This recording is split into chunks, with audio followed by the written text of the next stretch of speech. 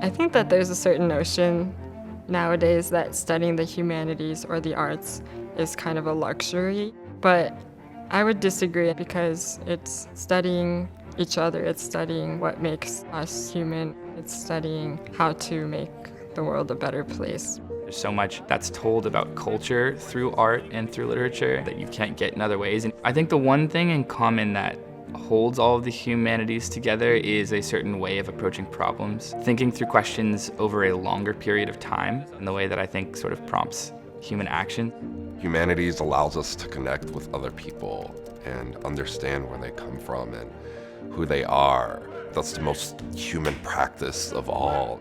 The essence of existence is multifaceted, difficult to understand, and difficult to explain.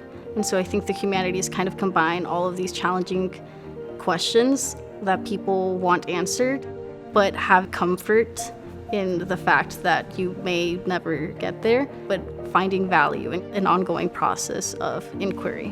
One thing I learned in my humanities courses is to never take anything said or written at face value. No person is 100% correct, and one philosophical framework or one historical construct cannot explain all of the complexity in everyday life.